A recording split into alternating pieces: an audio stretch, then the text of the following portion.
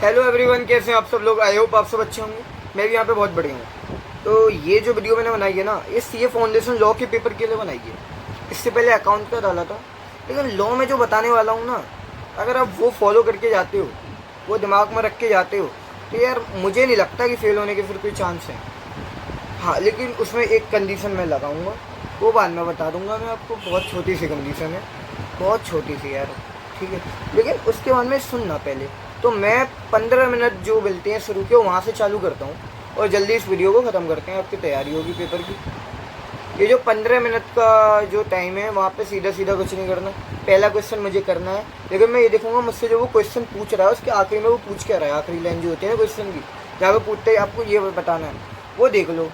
उस पर आता है, एक बार क्वेश्चन पे टिक मार दो, ये वाला आता है। अगले पे आओ, ये वाला आता है, ठीक है। मतलब मुझे पहले क्वेश्चन में सब करने हैं, इसमें ये आता है, बहुत बढ़िया बात है। क्वेश्चन दूसरे पे आओ, अच्छा दूसरे में। और मैं एक पेपर पैटर्न भी डाल दूँगा, क्या क्या क्वेश्चन बेसिकली रहते हैं। तो हर उसमें हर एक क्वेश्चन में किस किस चैप्टर से क्वेश्चन रहते हैं वो डाल दूँगा।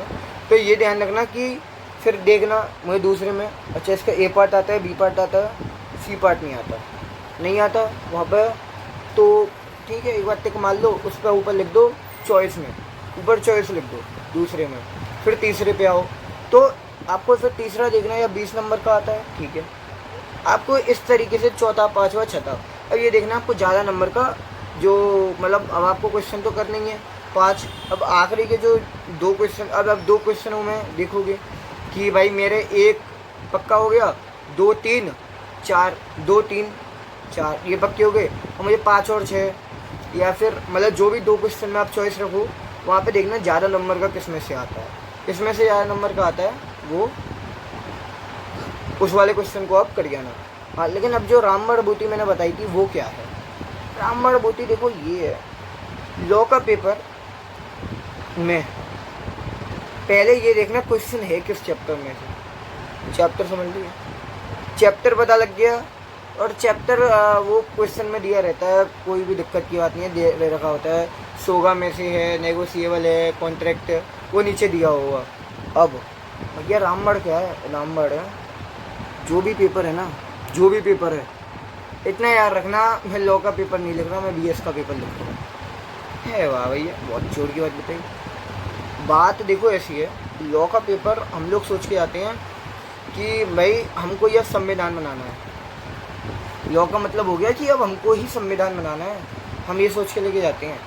अब तो भैया भीमराव अम्बेडकर जी तो बना गए, अब हम भी संविधान बनाते हैं। भाई उनको, वो अलग लेवल के आदमी थे।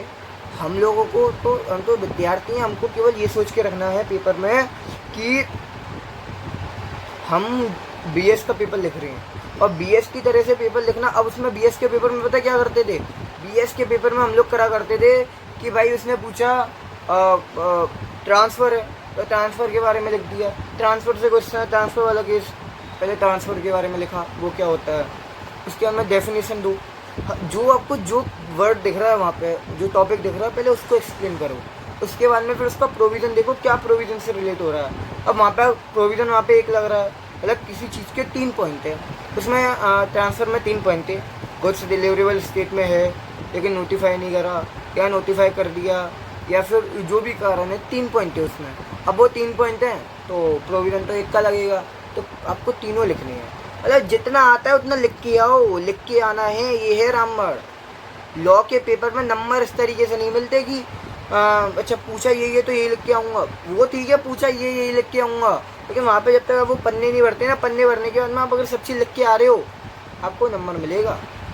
सब चीज़ लिख के आनी है, जितना आता है, जितना दिमाग में बैठा हुआ है ना उस टाइम पे, जो याद आ रहा है उस टॉपिक से रिलेटेड, वो सब लिख के आना है। ये है रामबाण, ठीक है। इसलिए पहले के लिए कर रहा हूँ, जो भी आए सब लिख के आना। ये मत सोचना टाइम कम है, ये कम है, वो कम है। ये सोच लेना है किसी आंसर में हो सकता है 1-2 नंबर का सेक्रीफाइस चला जाए, इसमें सेक्रीफाइस कर दिया, पता चला 5 लेता होगा 3 देगा।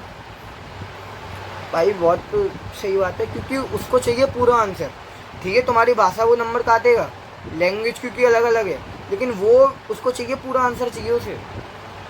इसलिए मेरी बात पर फोकस करना, हमेशा पेपर में पूरा करके आओ, जो आता है उतना लिखिए आओ, जितना भी ज्ञान उस समय बढ़ा हुआ है वो फिर दिमाग से सब निकल जाएगा। ये मत ध्यान रखना कि आगे इसका कुछ करना है, कुछ नहीं करना, ठीक है। सब लिख के आना, और कीवर्ड्स जो रहता है अंडरलाइन का आप कर सको, बहुत बढ़िया बात है। मैंने तो करे नहीं थे, ना कर सको आपके ऊपर डिपेंड करता है, टाइम के ऊपर। और लेकिन हाँ, और उसके संग में जो एक कंडीशन थी वो एक थी कि कीवर्ड्स वाली, ये कीवर्ड्स वाली कंडीशन है ना, इसमें क्या है कि कीवर्ड्स क्या है, आपकी जो हेडिंग, अब किसी टॉपिक में कोई हेडिंग है, 3 पॉइंट हैं, आपको पता है when goods are in deliverable state, when goods are not in a deliverable state, तो आपको ये पॉइंट बुक वाले लिखने हैं, कोशिश करना बुक वाले हो, रिलेट हो बुक से, तो वो आपको वहाँ पे नंबर मिलेगा। अंदर का कंटेंट पड़ेगा वो, लेकिन वहाँ पे मेन नंबर वहाँ के उस हेडिंग के होते हैं। तो यार ये चीज़ दिमाग में रख के लेके जाना। और मैं बता रहा हूँ, ये जो तरीका अगर आपने फॉलो कर लिया, अब मैं मान रहा हूँ नंबर कम चांस है कटने के, ठीक है। तो thank you all of you, मिलते हैं नेक्स्ट वीडियो में। हम वीडियो को लाइक करना, चैनल को सब्सक्राइब करना, और वीडियो को शेयर करना बाकियों के साथ भी भाई। ये मैं चाहूँगा आप सबको ये फ़ायदा हो, तो thank you all of you.